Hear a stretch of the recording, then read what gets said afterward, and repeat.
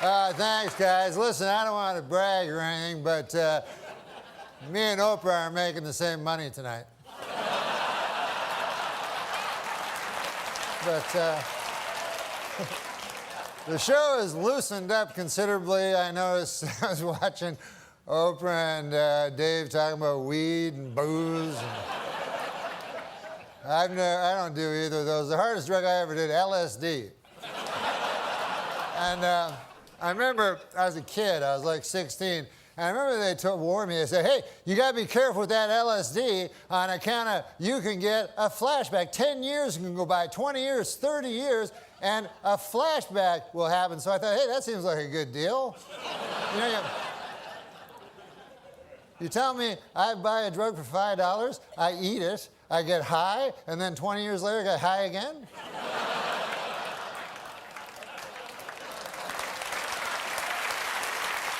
That's not the point. I like to stretch my drug dollar. The point is this. 10 years have passed, 20 years have passed, 30 years have passed, and no flashbacks. What a gyp that turned out to be. Just more horse shit by the big acid companies, that's all it is.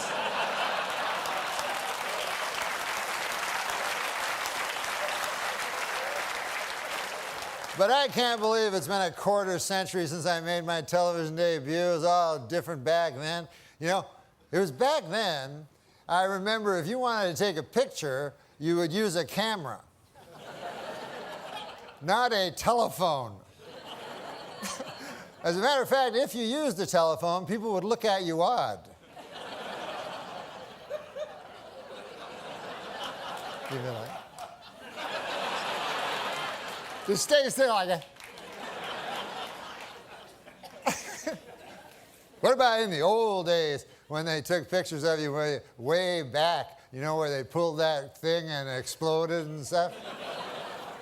I got a picture of my great-grandfather. The thing took 6 hours taking your picture, and it was a picture of my great-grandfather, one. They only had, every guy had one picture back then.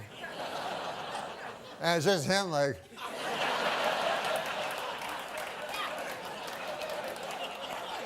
I gotta get back, feed them hogs. Who's gonna feed the hogs? Somebody gotta feed them hogs. Now, in the future, of course, it'll be different. 50 years from now, people will be going like, hey, you want to see 100,000 pictures of my great-grandfather?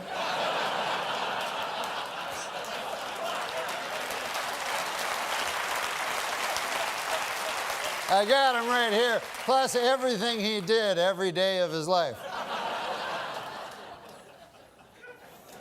Hey, this occurred to me today. ID, which I had to show it again. There's a strange abbreviation when you think about it. I is short for I. And then D is short for dentification.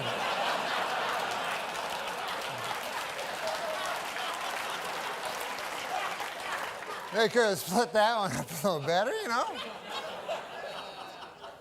But I watch the TV, I watch the news, make you afraid, the news, you know? Put all these stories on, Iraq, Iran, North Korea, you know, try to scare you, you know? But does it ever really scare you? Like, you ever wake up in the middle of the night, North Korea! That little tiny country across the ocean. I wonder if they'll get me.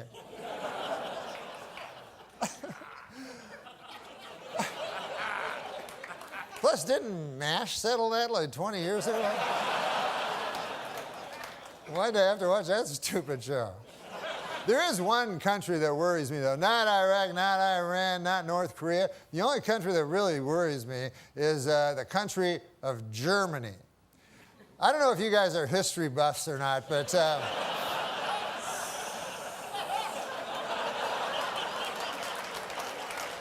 In the early part of the previous century, Germany decided to go to war. And who did they go to war with? The world. That had never been tried before. And so you figure that would take about 5 seconds for the world to win, but no, it was actually close.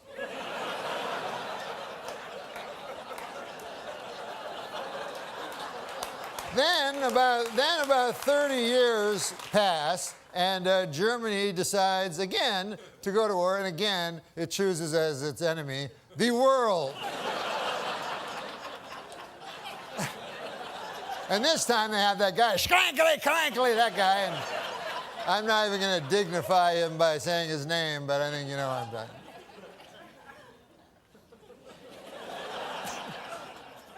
But you'd think at that point the world will go, listen, Germany, here's the deal. You don't get to be a country no more on account of you keep attacking the world. I mean, what do you think, you're Mars or something?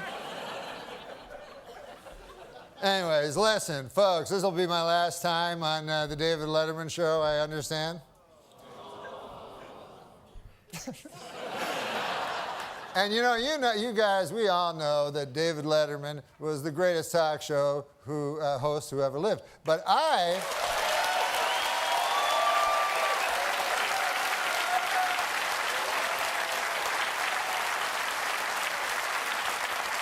remember Dave differently because the first time I saw him, I was 13 years old. I was living in...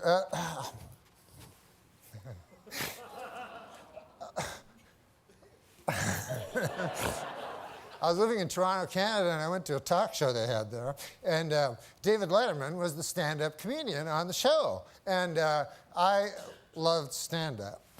And David Letterman did this joke that I told everybody this joke. I love this joke. It still stays with me as my favorite stand-up joke ever. So I'd like to do it for you if you'd like to hear it.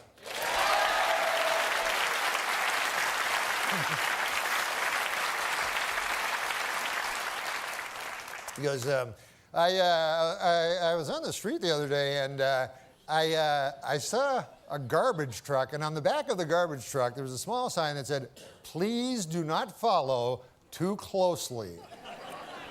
Another of life's simple pleasures, ruined by a meddling bureaucracy," ladies and gentlemen.